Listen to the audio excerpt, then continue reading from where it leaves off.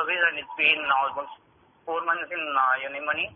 And throughout my career, like so far for 3 years, I'm working as an ETL talent developer, and I'm certified in Talent DI.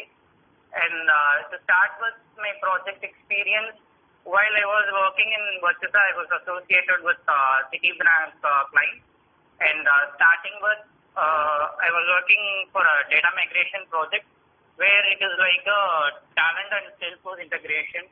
Earlier, they were using, the client was using the classic version of Salesforce, and they have recently migrated to the Lightning version, which is a new one for them. And so they want the already existing data, that is the history data in the classic version, to be available in the Lightning version. So we were working for almost 1.5 years in the overall process of migrating the data from the classic version to the Lightning version.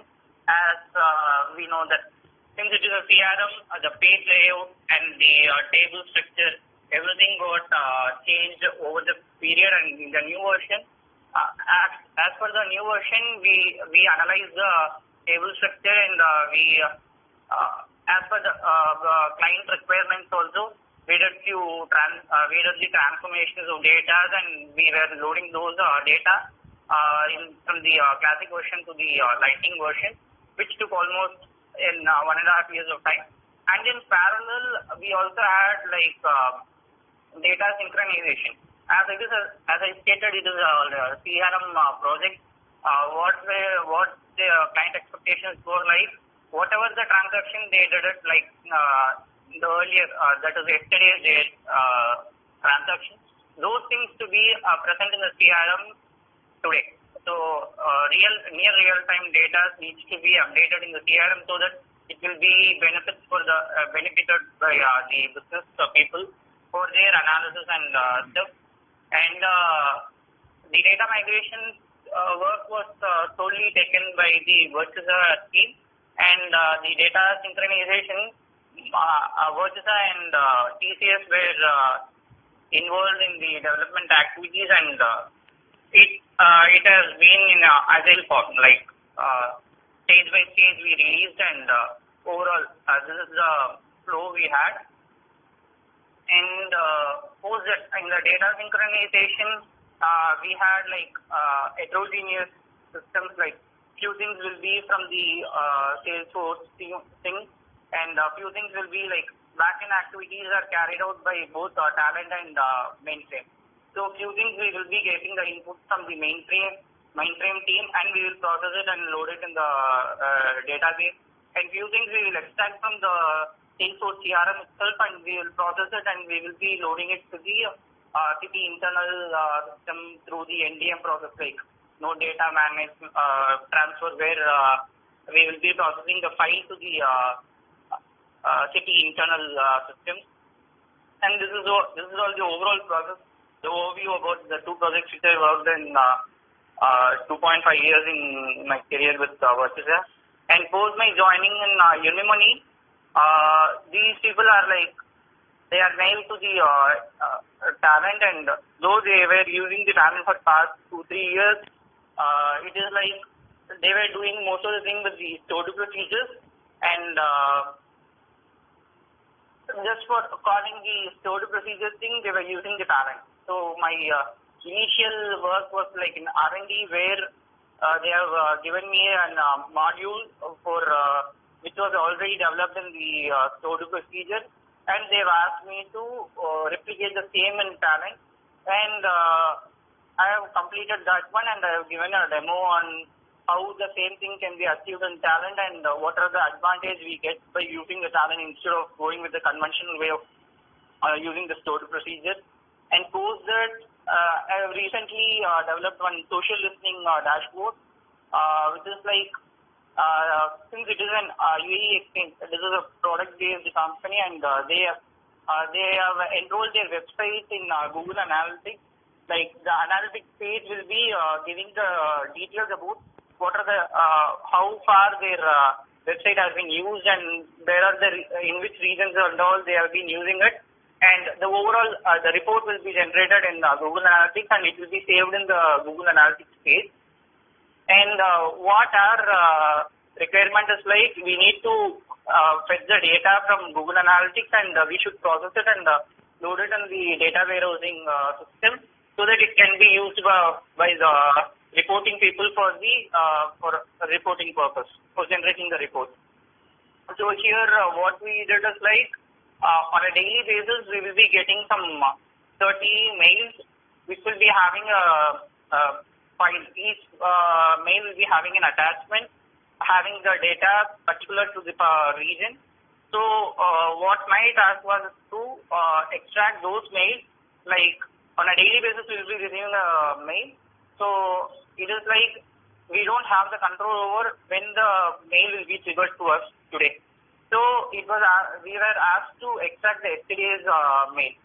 So with the date condition, I have developed it to extract the yesterday's mail. That is with the filter condition, like from whom it is received and to whom it has been passed to, and giving all those details. They have fetched the mail, and they have extracted the file attachment from it and posed it. What is like the file not only has the data, but it will also have the metadata.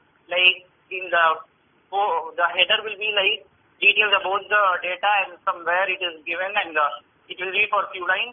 And at the same time, at the end of the record, there will be some footer with few data.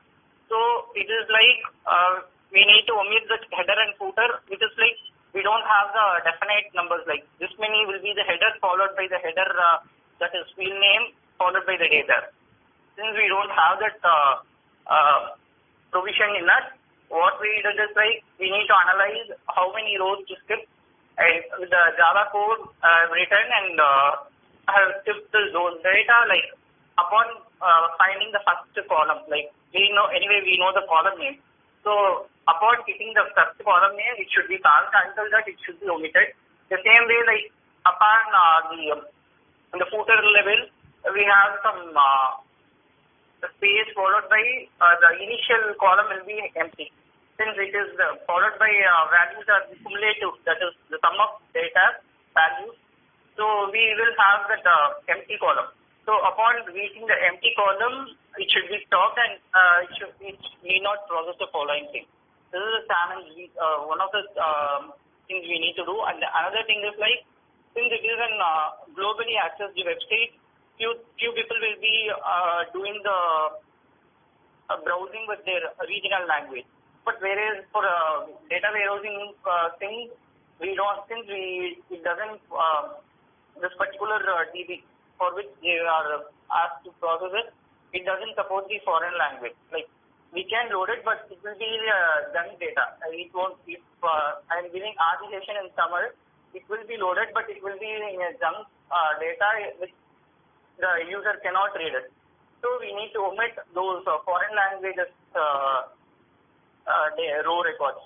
So what I did is like in accepting only the ASCII values. Like if it has an ASCII value, if it comes under the range, then pick it out. If something else is coming, just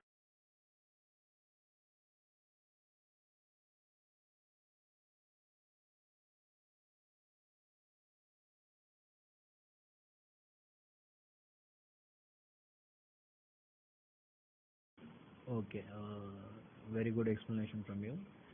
Happy to hear all these things.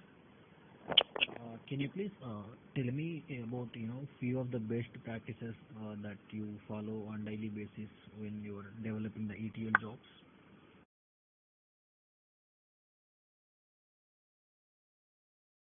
Yep. in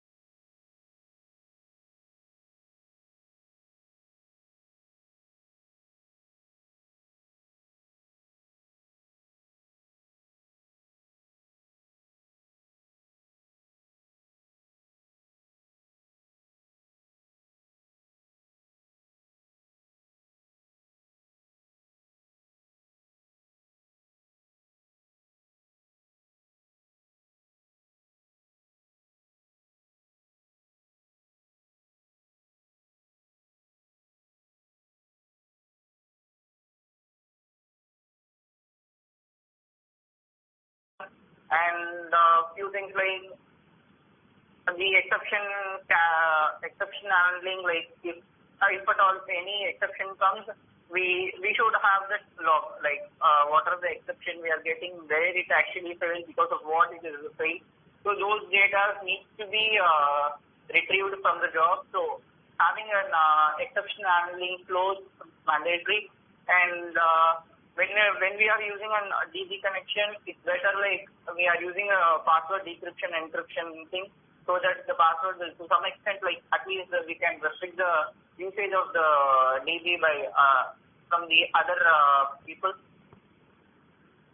And the context things we can pass it from the outside, like we can have the context load in the job, and we can pass the context file during the runtime explicitly, so that whatever the changes we can make it out of the studio.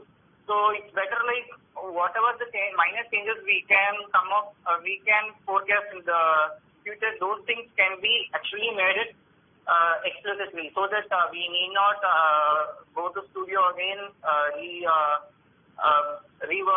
do the rework on jobs and deploy it again. Instead, if it is going to be from the outside, like if we are storing it on the file, or if we are storing the metadata, if we are using the repository setup, or we are using that DB table as a control table or something, that would be a better option.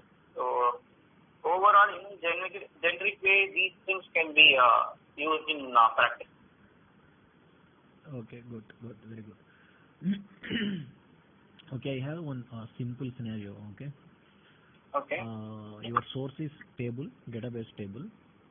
Okay. And you should extract the information from database table, and then you have to generate a feed file, .csv file. So the target CSV is file. Output should be CSV file. Okay. And once the file is generated, you just need to SFTP it to some part, some target location. Okay. Can you please explain me about the design, how you design? Just tell me the components and how you link them, and just explain me about the framework. Okay. We have an for instance, let us take an Oracle input.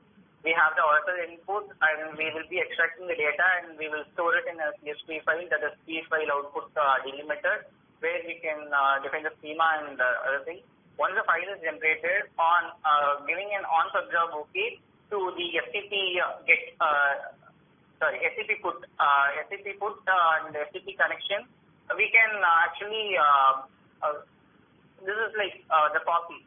Once this is FTP put is used, it will be okay. Which component do you use to generate the file?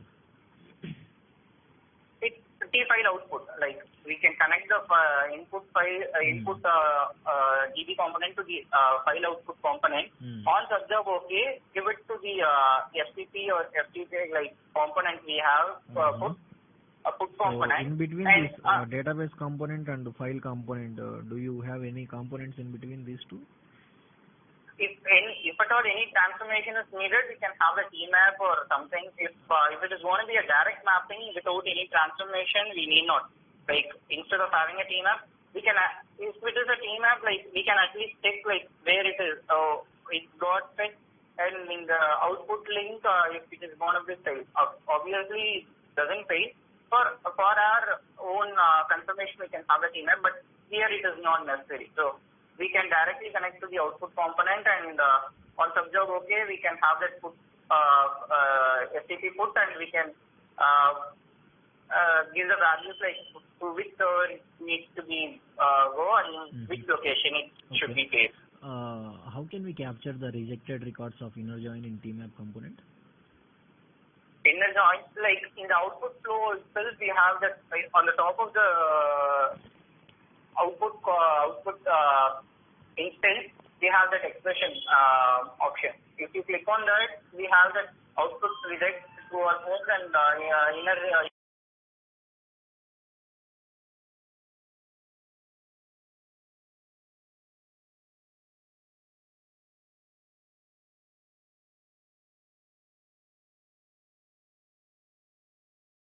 Like The option Okay. will be available in the output flow. What are the different joins you can perform using tmap component?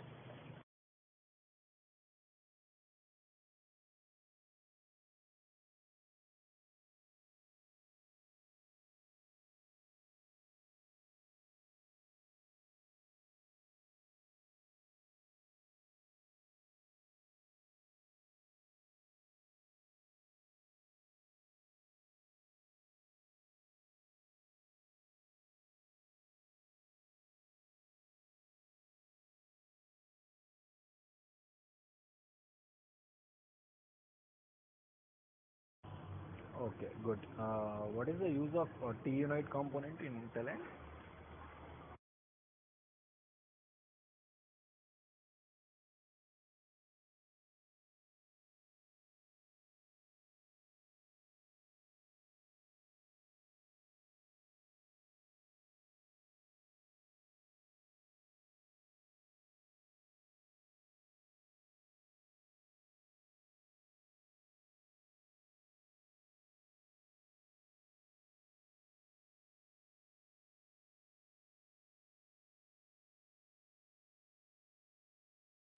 Okay, good. Do you know what is the difference between T flow to iterate and T iterate to flow? Iterate to flow. Yeah. What actually is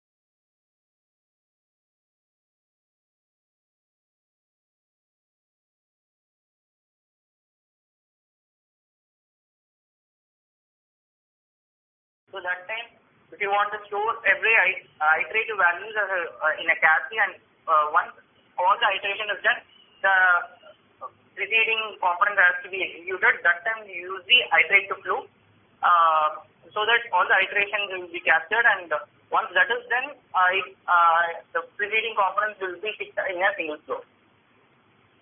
Okay, good. Yeah. Okay. Have you ever created joblets? Yeah.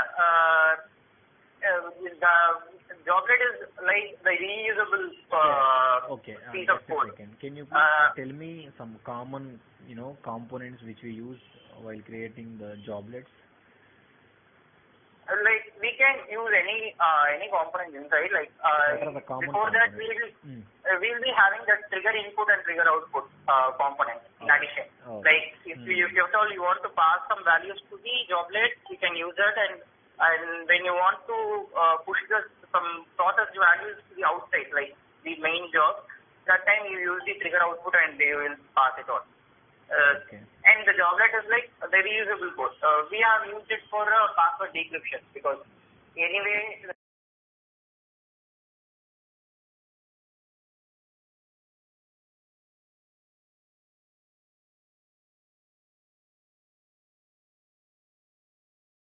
Okay, good. Do you know what is a static variable in Talend?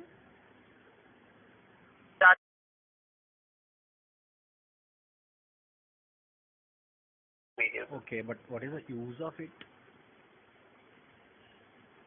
So could you please explain me in particular scenario? I didn't get it. Like, do you know about a global variable? Yeah, global variable. Okay, so what are the uses of that global variable in Talend? So for instance, if we are setting any key value like key value pair, and we are giving certain value to this global variable, which can be used in a later part within the particular job. The scope will be like within the job, and we will be using that global variable, and we'll be making use of the values in the other subsequent flows. For instance, if you take the key flow to iterate itself, once the output flow will be like, you can see it in the component view itself, it will be creating as a key value. So you can make use of that you can also declare it as an global variable. Another thing is like every component will comes with some certain global variable things, like the input components having the NB line, the output components having the NB line, the reject count, those things like those things. All things comes under the global variable where we can use those things. These are the inbuilt ones, and if at all we want to declare, we can use a t-set global variable component, and we can have some values in it, and we can use it later. Okay, perfect. Okay, just a second. Okay, have you ever implemented STD? Yeah, STD type 2 we have implemented. Actually tell me what are the different ways to implement the STD2 in Talend? One thing, the foremost thing is like we have an inbuilt component, unlike the other ETL tool like Informatica or things. We need to do certain process to achieve the STD, whereas here by default we have the STD component. There we can directly declare it. If at all STD is not preferable, then we can go with that conventional way. Like we'll be getting a input flow, and we'll be having that previously executed data in the DB, like with a modified or created date, some date filter, so that we will identify what are the new one and update which comes under the update. And in the key map, we will overall we will be handling all these things. Like with the target lookup, we will be filtering out like what are the things need to go as an insert and what are the things needs to go as an update. Once this is done, the other tmap flow will be doing the update on the already existing data. Like if it is going to be an update, since STD type 2, we will be having an historical data, right? So historical data things like we can have some columns like is active, true or false. So if new entries come in the third output instance, we can update that record with is active false, and changing that last date as the current date, and for the current entry we can mark the current date as the last modified date. Okay. So it's all about the logic to what we write it in CMAP. This way we can handle it. Okay. And I have also implemented this one. Okay, great. Can we define a variable that is accessible from multiple jobs in Talend? If that is the case, it's better we declare it as an context variable, and we can pass the context variable from parent to child. Okay. So that way we can do. If fact, you want particular data context group, or we can create a data context group as an context group, and we can drag and drop the context group in whatever the jobs we want it.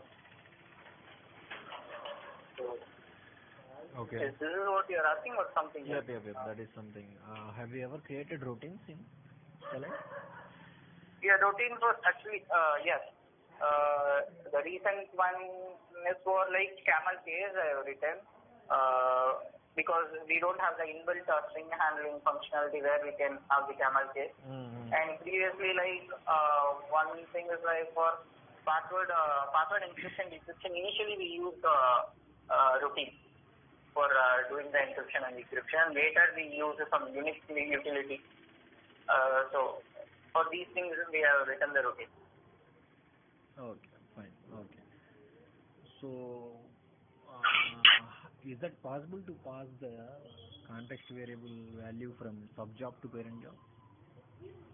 Yeah, you can connect that to the buffer value, buffer output. And from the buffer, if you go on anyway subjob, in the sense you will be having the run job component, right, in the main flow. So there you can on the connection from the connection you can have a Java row and pull that values whatever it is stored in the buffer output or the hash output. Like we can use the hash or buffer, like the cache memory, and we can pull those data using the Java row, and we can populate it. Yeah, we can do it. Okay, good. And okay, so you know about context load, right? Context load table in Talend. Yeah. So when you use this T context load component in your job, let's say you are passing some value at a job level from studio, okay? And also when you deploy the same job in TAC, you are passing the context variable value as a custom value, okay? And also you have inserted some values in context load table at database level as well, okay? So there are totally 3 ways, but you have given 3 different values at 3 different places, okay? Now when you run the job from TAC, so which value will be picked up? Yeah, it goes with the hierarchy of importance. Like though we initially, if it is going to be in just alone the context you do, it will pick up that value. And if at all we are passing it from the runtime, that is whatever the value we are giving it in the runtime, that value will be fetched, and whatever the value we declared inside the studio goes unnoticed. So the priority goes with the runtime value. That one will be the actual value it takes. Okay, when you say like runtime value, in database table, T context load table, I have one value, okay? And in TAC also I am passing custom value. So in that case, which one will it take? Any idea? Have you ever tried? Actually, I believe it should take a TAC because that according to a priority level, it should be the number 1 priority. But I have tried it like in Unix system, where we will be giving an sh file followed by --- context param, the context file I will be calling. So even if I am giving a values in the local studio, but whatever the value I am passing from the context file during the execution, those things will be taken. The same way, upon this one, if you are saying like what is in the case of TAG, I believe it should take it from a TAG, but I haven't, to be honest, I haven't tried that much. What are the scheduling tools which you use in your project? We actually use Autosys. And what about TAG? Are you not using TAG? We used TAG, but since TAG actually we purchased the license later.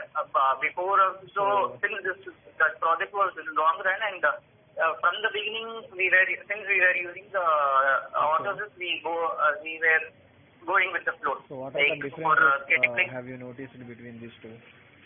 Sorry? What are the differences you have noticed so far between TAG and Autosys? Actually, what I heard from one of my talent admin friend is like when you have so many jobs in the TAG server, the execution may slow down. True. But not the higher rate, but to some extent it will be getting slowed down. So if at all you are using the Autosys like third-party scheduling tool, it will be somewhat, since it is totally independent of whatever the thing it is in the server, right? So it is meant for the scheduling Autosys. So these third-party will be giving the high efficiency. Since we have so many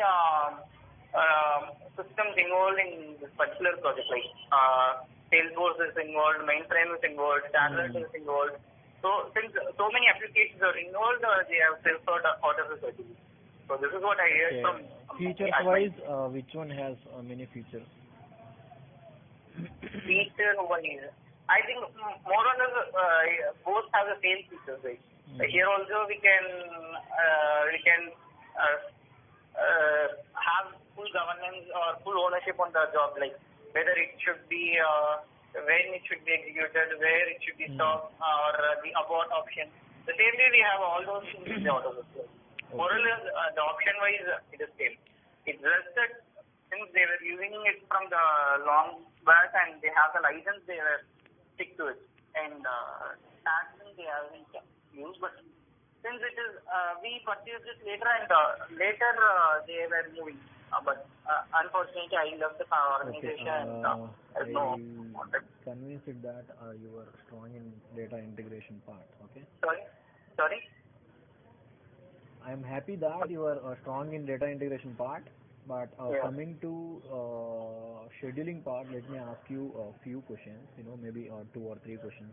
So how can we send the email notification from TAC? Actually, to be frank, I haven't touched that much because the admin team were having the overall ownership on that, and the thing, the TAC license was separate when we didn't get that user credential. Okay. So have you ever heard about AMC in TAC?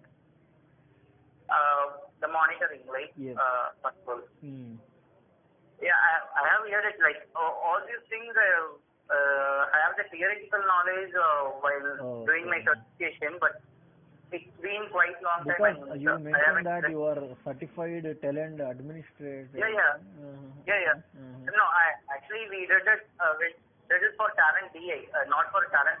TAC has a separate certification, which generally talent admin will write.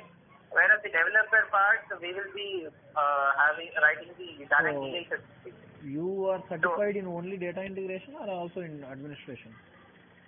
Not in talent administration, but even the DI part, we will be having the TAC related specifics, but not in a depth like how to set it up, what are the back-end activities it does. Those things we don't know. What are the different repositories you are using? We use Git one. Git. Is that only one or any other repository? It's like Nexus artifact will be there. Like once it is published, we had that set up in studio level, and once it is published, it will be going to the artifact, and we have that Git repository for centralized one, like having that version control things and everything. Once it is updated, like things. What are the differences between Nexus and Git? Both are repositories. Okay. Then what is the difference? What are the things are different in both the places? Sorry, difference wise, I'm not sure. No problem. And how strong you are in database? If I ask you to rate yourself out of 5 in SQL and PLSQL, how much would you rate? I would say 3 because right from my beginning I was not working with the conventional database thing. Like can I ask you a few basic questions related to SQL? Sorry? Can I ask you a few basic questions related to SQL? I'll just give it a try because I haven't been into that. Salesforce is totally different. What we do in RDBMS, that is totally different, and I have less grip on it. Like, of course, I'm good. Basics, if I brush it up, I can work it out. But most of the things we have achieved it through talent instead of writing long stored procedures or things. Even here, I am feeling the same thing. Like instead of the PLC, they have written everything in a PL stored procedure. And my foremost activity, what my manager was given is like converting it. How did you call stored procedures from talent components? Which component did you use? The database will be having like Oracle SP, Sybase SP, MySQL SP. We have that SP component, is a dedicated one for each Oracle database. Okay. So we'll be using that one. Like we can call it. We just need to call it the prop name. We will be giving the prop name followed by the connection details, and the prop will be executed. Okay. Do you have any experience into Talent Cloud? Sorry? Talent Cloud. Yeah, I just started working on it. Like one of my training project was an AWS related thing, so I was just helping them, and I just started learning it. Not good grade into it, but talent DI and talent big data wise, I'm have the exposure. Like, Oh, I have that means you worked on worked both on a talent big data and project, is it? big data, not a big data project, but I have helped my fellow members. Like, one of my leads later joins a big data project, and I will be helping. From your CV, I understand that, in technologies you have mentioned Oracle 11G, 12C, PLSQL, RDBMS concepts. So by seeing your CV, I was like, okay, you were strong in SQL as well.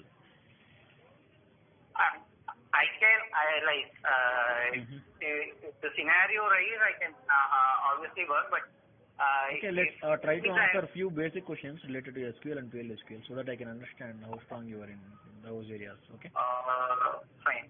Okay. Because I haven't brushed it up a lot. That's the problem. I just want to intimate you in. Fine.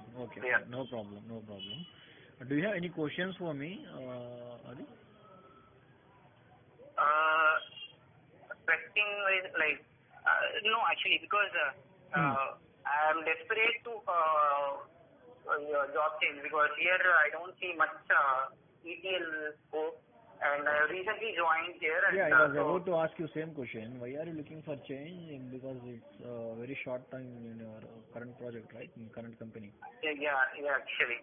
Because they have actually recruited me for an big data project. Like, they were about to form a data lake using a talent big data, and that is for I have been recruited. But the process is getting delayed, and they are yet to decide on the tool, like whether they need to go with the talent or some other tool. So they haven't confirmed on anything, and I just waited for 2 to 3 months, and later my manager said like the deadline will be on Jan, and even now I didn't get any confirmation or any progress in that. So I don't, at this time, like I'm in a very budding stage, like, so I don't want to sit and waste my career. Instead, I was looking outside, and at the same time, I don't want to take another chance, like joining some other company. I was very particular, and luckily, one of my virtual colleagues is working in UST Global, and he said like, here we have an opening for talent cloud. So I was very particular this time, like where I need to join. So he gave me confidence, like this is the project is all about, and this is what we need, and so I'm willing to join. That is the reason. To be frank. Okay, fine. Okay then. Thank you so much for your time. I will let the HR know about the feedback. Probably she will get in touch with you. Okay. Sure. Okay. Yeah. Thank you. Nice talking to you. Bye. Bye.